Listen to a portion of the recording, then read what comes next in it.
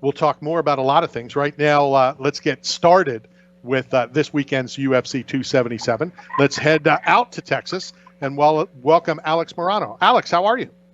Hey, guys. What's going on, man? Doing very well. We appreciate your time. So this is going to be your 30th pro fight week, and I think it's, 16th in the UFC. Are they all the same? Is fight week all the same? No, I mean, it's funny. During COVID at the Apex, they were actually all the same, but this is my first fight back with a live crowd. I'm super happy to be doing it in Dallas. I actually train up here a lot, so it's always a heavy martial arts energy drive for me. I'm out of Houston. And no, I fought in Japan, fought in Canada, fought in Vegas a bunch, but I always love fighting in Texas. Well, it's funny because the next thing that my follow-up, and people always say, not all the time, but it's like, send me your questions. And I always say, well, I can't send the questions because I don't know how you're going to answer the question before. And my next one that I had written down is your last couple fights have been at the Apex. How different do you have to get emotionally ready for that emotional walk inside a full arena with screaming crowds? You know what? I was actually just talking to one of my friends about this the other day. You could offer, a bunch of prize money or danger, and it's hard to make fights any more extreme than they already are. Whether there's a crowd or not, you just got to get so hyper focused on the actual fight. It's hard to deal with any distractions, because if you split your focus for just a second, that's how you get caught. So no, for me, it's extra energy, but no extra pressure, because if you're not in that fight 100%, you're going to have a rough night. It's funny that you say that, because during COVID and the Apex, some fighters, have said, I love fans, but I don't care if they're there because I don't hear them. I try to block them out. So, it's kind of ironic that's how you answered that.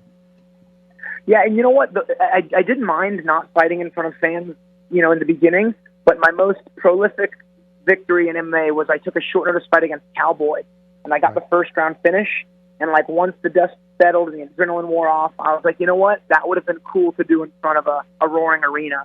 But I was very happy that the UFC was able to continue to put on shows and pay the fighters during such a weird time, in our society's history. So I was grateful, and I'm excited to fight in front of a crowd again. And how different that possibly could have gone. And I'm sure you don't know this. I've covered the UFC since the very first one. So, I've seen a lot. I've been to a lot, so I know that there's, it's possible to walk in, as the heel, and then by how the fight turns out, the cheer of leaving, that would have been a fight. Since it is Cowboy, I'm sure that he would have gotten all the cheers, and then with how you came back and how you won that fight, turned possibly boos into cheers in front of a crowd could have been, really cool.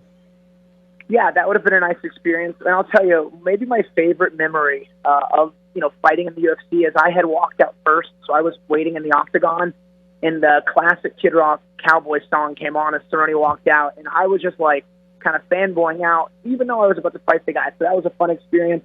Had I not been the one fighting him, I would have been the guy cheering for him as well. Talk about that, because, I've told a lot of fighters how it still, just throws me how somebody can be, calm and cool and friendly and hanging out, and just that it's like a light switch. And you go from being that calm to, now you're a killer getting ready to fight. So talk us through that, how, you're standing there enjoying it. And then is it just a switch hey, I got to turn it off? This is the guy I'm about to fight. So like anything with practice, it becomes a bit easier. When I was an amateur, I was always a nervous wreck and was real giddy. But after experiencing it, a dozen times, 24 times, more than that, it becomes pretty easy to deal with.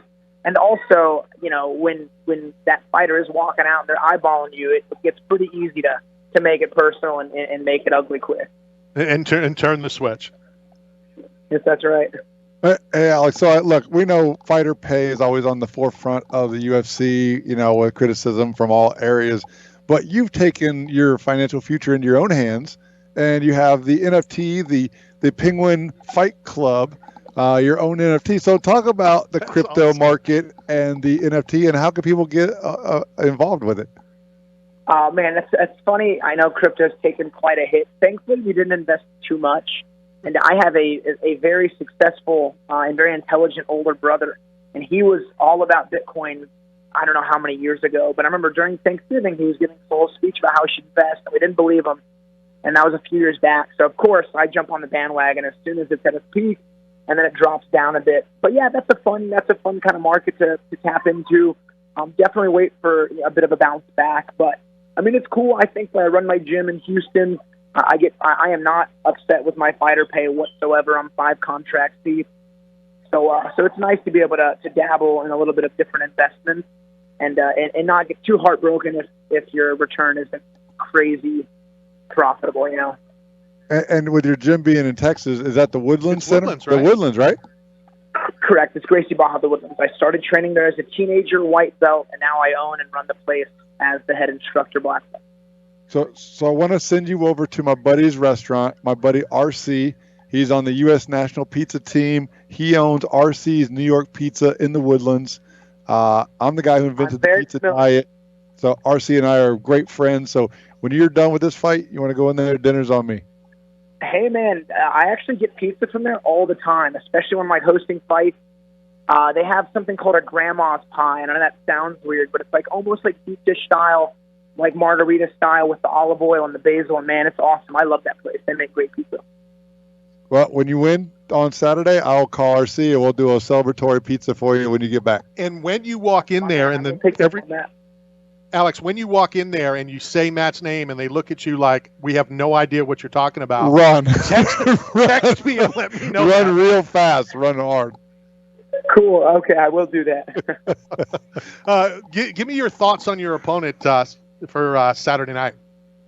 Yeah, I know guys like him. He's like respectful. He's quiet, and I know the work ethic of the type of person. And I know that man works hard. This is going to be a very tough fight.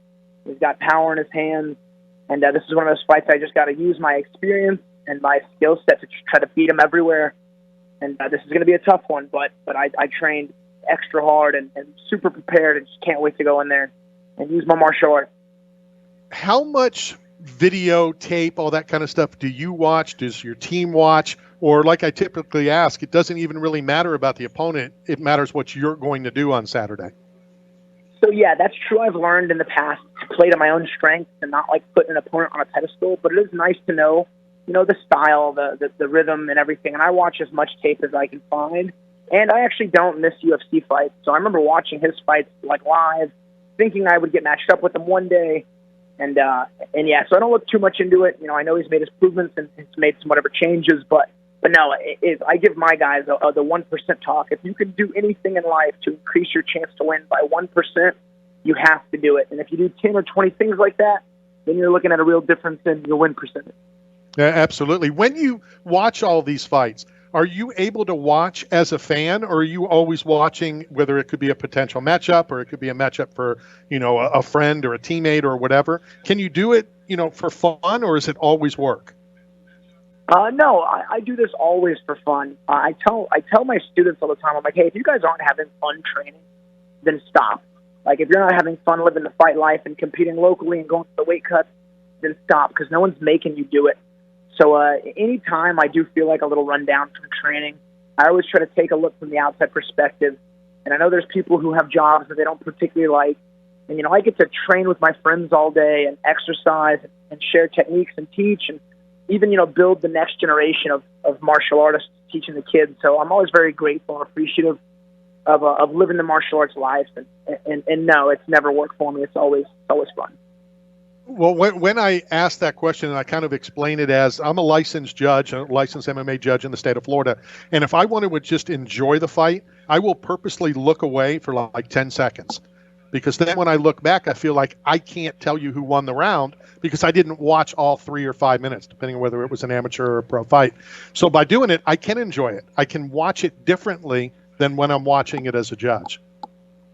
Oh yeah, I would imagine so. And then when I'm watching tape and getting the skills down, the stats down, then that is effectively doing groundwork.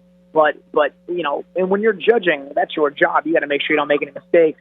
So there's a difference there. But no, yeah, I couldn't agree more, man. I love watching fights. Everyone asks me if I have any hobbies or interests outside of training, and my answer is really no. The only sport I follow is MMA, and my only hobby is training. So it makes it easy. Very good stuff. And finally, Alex, what can the fans expect to see when you get back in there and the gate closes on Saturday night? Yeah, just expect a banger of a fight. It's really no secret when it comes to my style. I'm going to stand and strike. Usually my opponents do the same thing, so just expect a gritty fight. We got the featured prelim spot right before the main card, which I was very grateful for. So my plan is to deliver and just put on a master class of mixed martial arts. Good stuff. We cannot wait. Thank you for your time. What? Alex, I'm talking to RC right now. He said that when you come in after your win, if you want to bring a photo, he'll gladly put it on the wall. He wants to promote you and make sure that Houston wins on Saturday. Man, that is awesome. I will do that. And again, for coming on, we're going to send you a care package from 8 Man Strong, as well as some really cool food from Right to Trek. Thank you for your time, and have fun on Saturday night. Cool. Thanks, guys. Take care. All right, take care.